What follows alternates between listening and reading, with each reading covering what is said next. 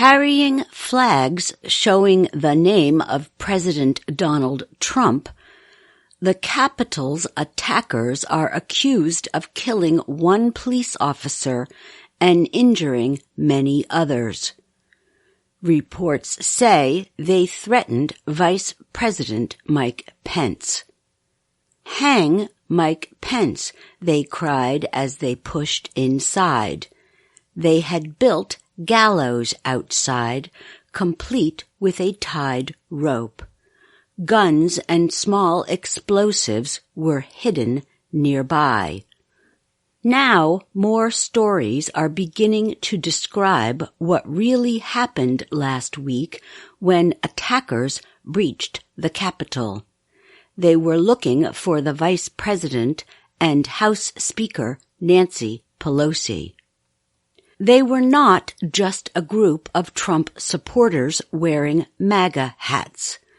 MAGA stands for Make America Great Again and is a favorite Trump statement. Congressman Jim McGovern described how he saw the crowd.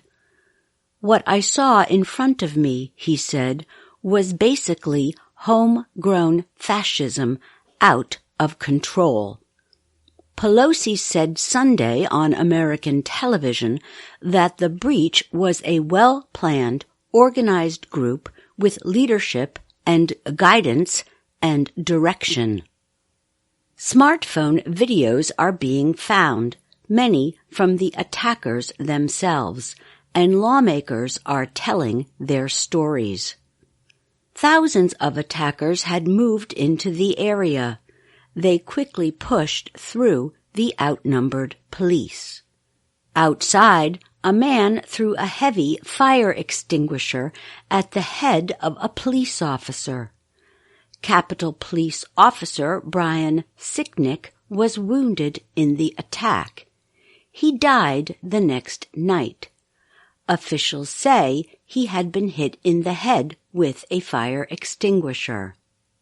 About 2 p.m., Pence was taken from the Senate to a secret area.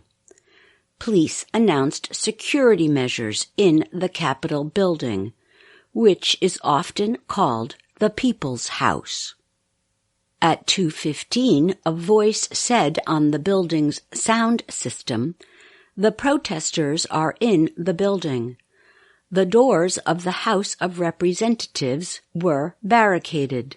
Lawmakers inside were told they may need to hide or go to small rooms connected to the House floor because the attackers were in the building. Capitol Police pulled Pelosi away from her podium, she told American television.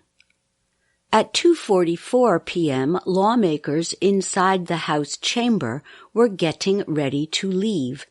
They heard the gunshot that killed Ashley Babbitt as she climbed through a broken window. 10 minutes later, House lawmakers and employees were taken to a secure room. The attackers broke into Pelosi's offices, while her employees hid in another room. They sat silent in the dark for more than 2 hours. On the Senate side, Capitol Police had ordered all workers and reporters and any nearby senators into the Senate chamber and locked it. At one point, about 200 people were inside. They were guarded by an officer holding what appeared to be large guns. Officials then moved everyone out of the chamber and into a secure room. The Senate employees held onto boxes holding the Electoral College papers. The attackers breached the now empty Senate chamber.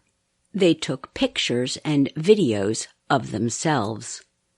Outside the chamber, the attackers continued to search for lawmakers. "Where are they?" people could be heard yelling. About 5:30 p.m., the National Guard arrived, and an effort began to clear the building.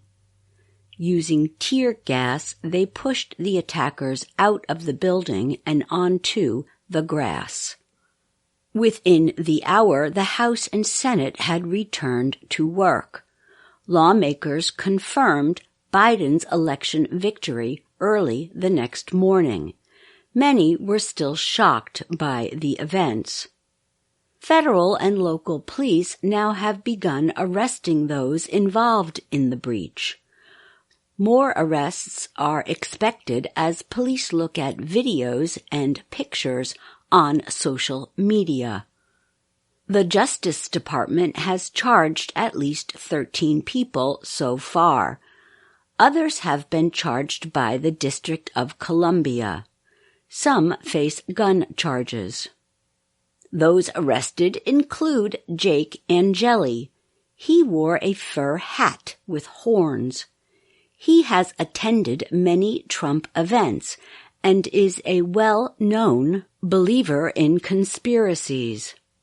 Adam Johnson was photographed smiling as he took Pelosi's lectern. Richard Barnett was photographed with his feet on Pelosi's desk. Eric Munchel was photographed in military clothing, holding plastic restraints in the Senate chamber. And Derek Evans, a newly elected member of the West Virginia House of Delegates, also was arrested. He has since resigned. I'm Susan Shand.